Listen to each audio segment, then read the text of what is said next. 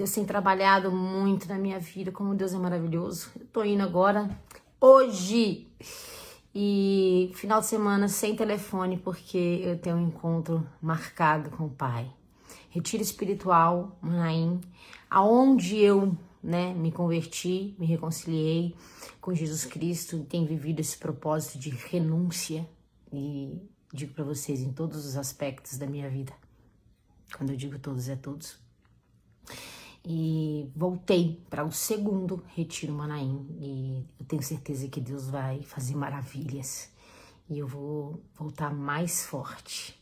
Porque eu sei que Deus tem cumprido e vai cumprir os seus propósitos na minha vida. Porque eu tenho um chamado. E eu tô pronta para atender esse chamado. Deixa Deus trabalhar. Então é isso. Não se preocupem. Esse final de semana estarei ausente aqui do Instagram. Mas é por esse motivo. Lá não pode telefone e tem a lei de silêncio. Beijo pra vocês. Até segunda-feira. Deus abençoe. Meus irmãos, a pessoa que vocês acabaram de ver agora, esse breve vídeo, se chama Carol Heller. Ela é uma influenciadora de direita e se converteu há pouco tempo.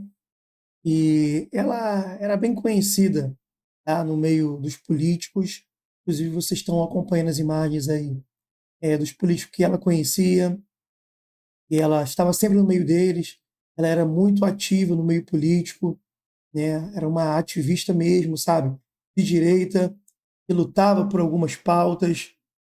E, infelizmente, na última noite, veio a notícia de que ela faleceu, né? Segundo as informações iniciais, parece, né, que ela tirou a própria vida, que ela se jogou, né, do quinto andar de um apartamento onde ela estava.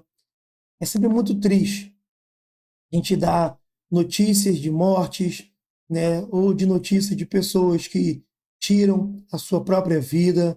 É muito complicado falar sobre isso. Ela estava ali junto com o Bolsonaro, depois numa pizzaria e tudo. Rapidamente só cumprimentei ela, que estava uma confusão. E óbvio que ela estava num quadro depressivo. Existiam pastores que estavam acompanhando ela, como o pastor Wellington, que estava fazendo um trabalho incrível, eu tenho certeza. E a gente nunca sabe, né, o que desencadeia isso na pessoa. Enfim, de qualquer maneira, a gente não pode subestimar, né? Quando alguém falar que está em depressão, a gente não pode subestimar quando alguém falar, né, que realmente já passou na mente esses. A gente vai ver que na Bíblia existem algumas referências sobre o suicídio. Você vai ver lá em Juízes 9, né, Abimeleque, em 1 Samuel 31, Saul, tem o escudeiro de Saul também em 1 Samuel, tem um homem chamado Aitofel em 2 Samuel 17, e o próprio Judas Iscariote, né, no Evangelho de Mateus, capítulo 27.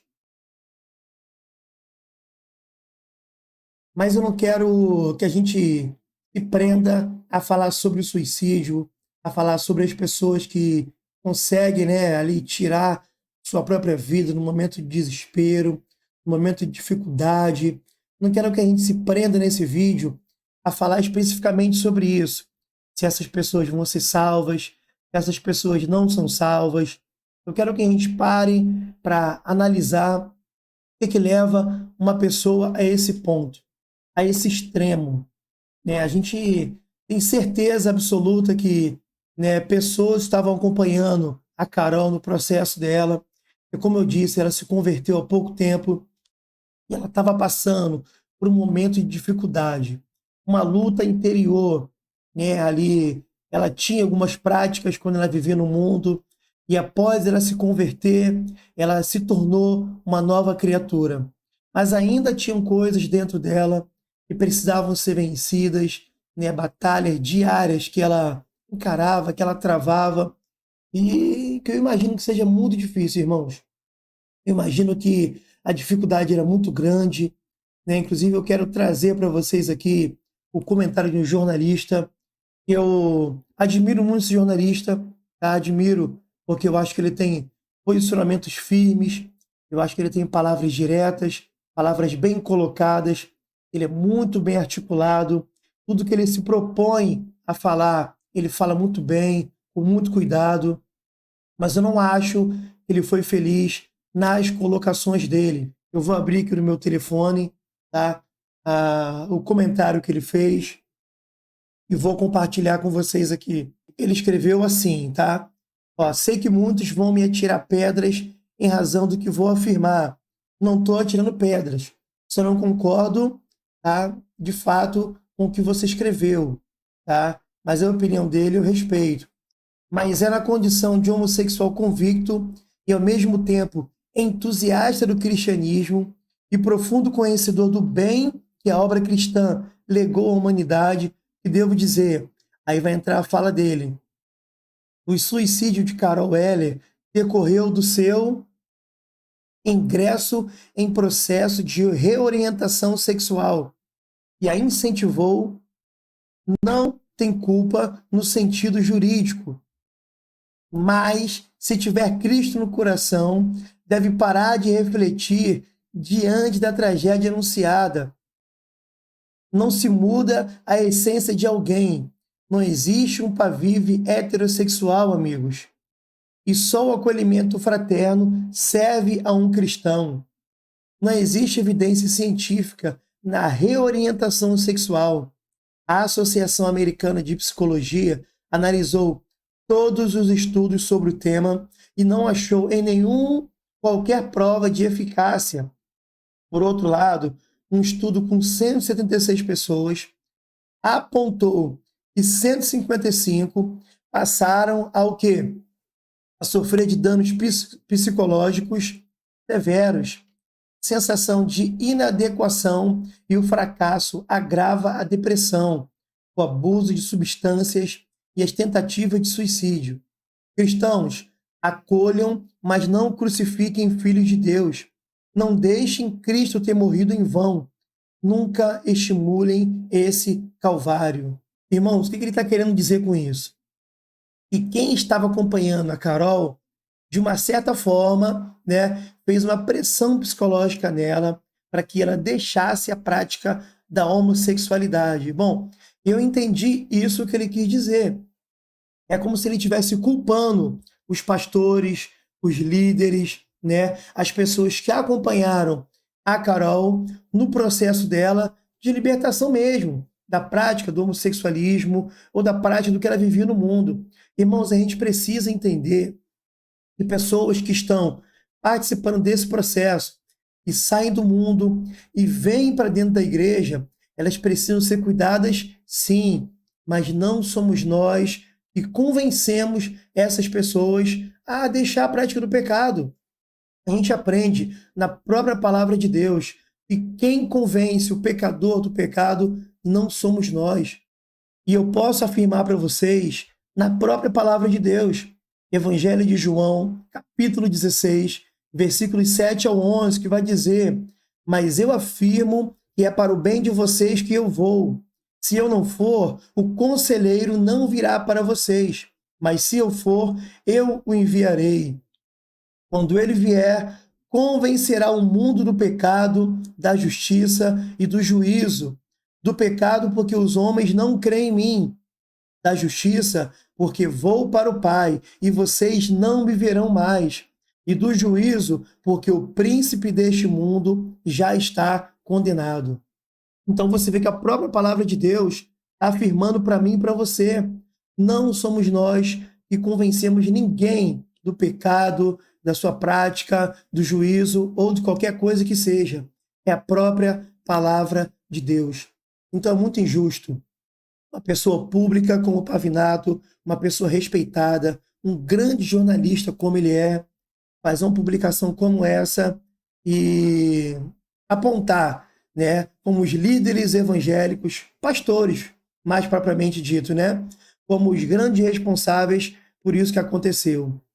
Eu acho que é de uma falta de responsabilidade muito grande e uma falta de conhecimento de o que acontece de fato dentro de uma igreja. A igreja tem que ser acolhedora. A igreja tem que receber qualquer pessoa de braços abertos, seja lá o que ela tenha feito no passado, ou o que ela esteja fazendo agora. Mas quem vai convencer essas pessoas disso não sou eu, não é você, não é o pastor, não é o apóstolo, não é o bispo, não é quem quer que seja. É a palavra de Deus.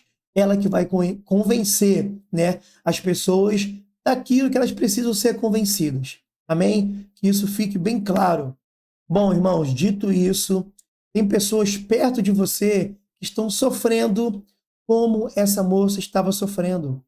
Tem pessoas perto de você que estão passando por depressão, estão passando por dificuldades internas, como essa moça estava passando. E às vezes a gente está perto, a gente conversa, a gente se relaciona, mas a gente não dá a devida atenção ao que a gente precisa dar.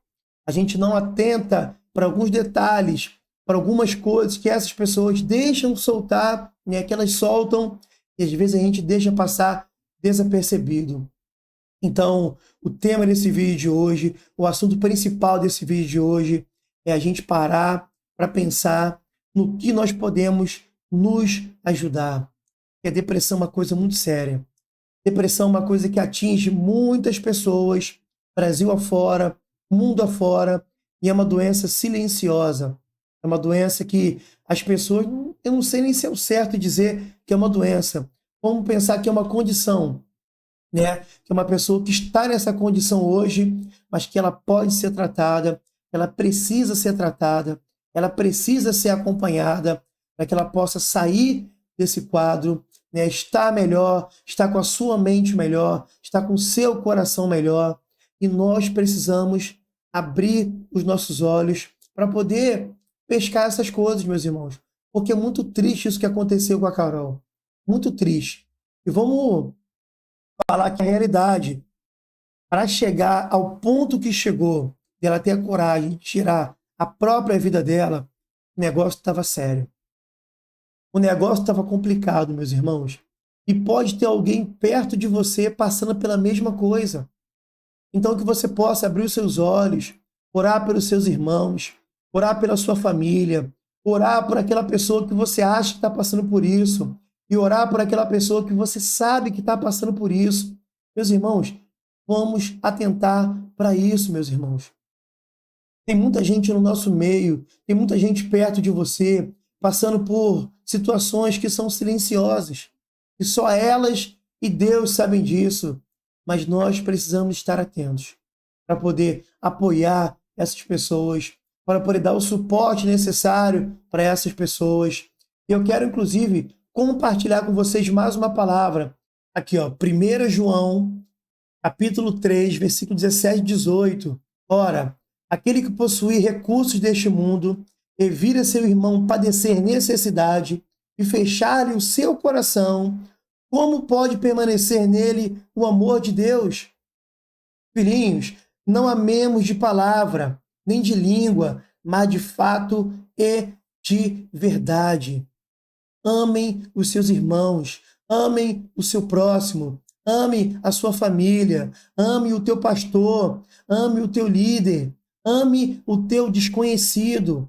Orem por cada uma dessas pessoas, para que esse fato trágico que aconteceu ontem não venha a acontecer cada vez mais e mais e mais, porque nós não estamos atentos, porque nós não estamos com nossos olhos abertos, com nossos ouvidos atentos para ouvir a dificuldade do meu irmão, a dificuldade da minha irmã, a dificuldade que eles estão passando e que eles precisam de um abraço, que eles precisam de uma palavra, que eles precisam de conversa, que eles precisam de acompanhamento. Eles não precisam de um dedo apontado na cara deles. Eles não precisam ouvir o que eles precisam parar de fazer, ou que não precisam parar de fazer. Eles precisam ouvir do amor de Deus. Meus irmãos, eu peço muito a Deus para que Ele possa renovar as tuas forças, para que Ele possa te fortalecer. Se você, nesse momento, está passando por algum quadro de depressão, algum momento de dificuldade, saiba que em Deus você terá a força que você precisa para vencer essa batalha. Só Deus pode te fortalecer. Só Deus pode te dar as ferramentas para você vencer essa guerra, para você vencer essa dificuldade. Não guarde só para você, meus irmãos. Converse com o irmão, converse com o teu pastor, converse com o teu líder e, principalmente, entregue essa dificuldade para Deus. Entregue essa dificuldade para o único que pode te fortalecer, para o único que pode te encaminhar com direção à tua vitória, em direção à tua libertação. Que o Senhor te abençoe, que o Senhor te guarde no dia de hoje, que o Senhor abençoe a tua família, que o Senhor abençoe a tua caminhada. Em nome de Jesus, não se esqueça do principal, de que você é mais forte do que você pensa. Sejam todos abençoados. Em nome de Jesus. Amém.